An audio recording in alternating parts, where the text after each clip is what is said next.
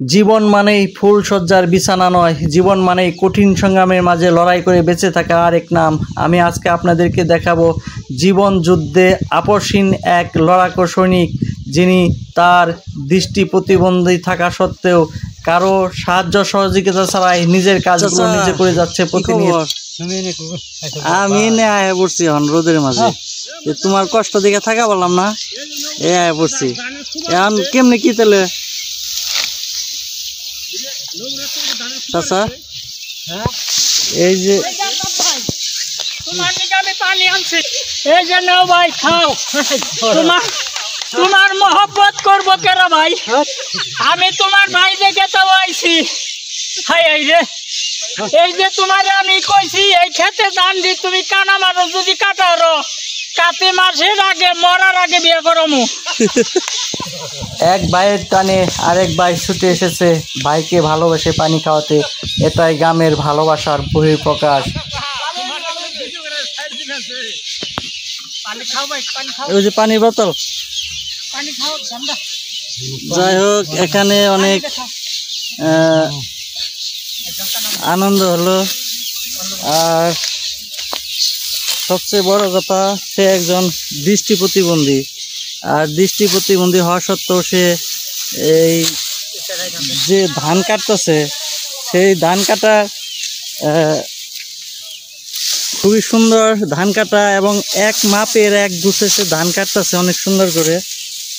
এর আগেও ওনার একটি ভিডিও আমি আপনাদেরকে দেখাইছি, আর আজকেও আসছি যে দৃষ্টি প্রতিবন্ধী হয়েও সে এত সুন্দর করে ধান কাটতে পারে। দেখেন, সেটা না দেখলে হয়তোবা অনেকে বিশ্বাসই করতে পারবে না, কিন্তু এই একই মাপের একই গোছায় সে কিভাবে ধান কাটে এবং ধানের যে সে আটি বাঁধে, দেখেন খুবই সুন্দর করে আটি বাঁধে।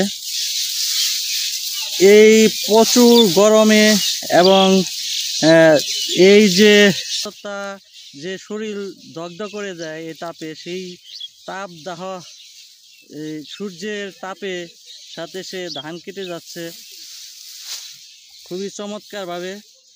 ইচ্ছা শক্তি থাকলে যে উপায় হয় এবং জীবন তাকে আটকে রাখতে পারে না, তারই এক নিদর্শন আমাদের এই আলতাফ চাচা।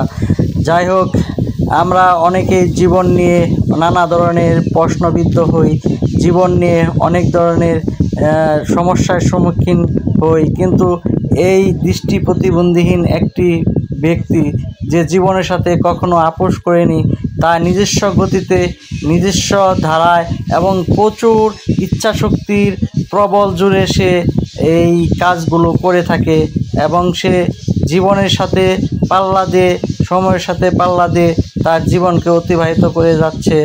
আর এখন সে বিশ্রামে যাচ্ছে। অনেকেই সৃষ্টিকর্তার কাছ থেকে স্বয়ং সম্পূর্ণ, অর্থাৎ হাত কান পা ভালো সমস্ত একজন ভালো মানুষেও জীবনে তার নানা অভিযোগ থাকে, কিন্তু অনেকেই আছে জীবনের অনেক কিছুই তার জীবন থেকে হারিয়ে গেছে, মূল্যবান জিনিস হারিয়ে গেছে, তারপরও জীবন সম্পর্কে তার সৃষ্টিকর্তার প্রতি কোনো অভিযোগ নেই। আসলে এরকমভাবে বেঁচে থাকায় নামই জীবন।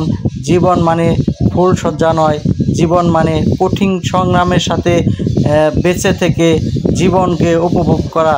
তাহলেই জীবন আমাদেরকে উপভোগ করতে শেখাবে।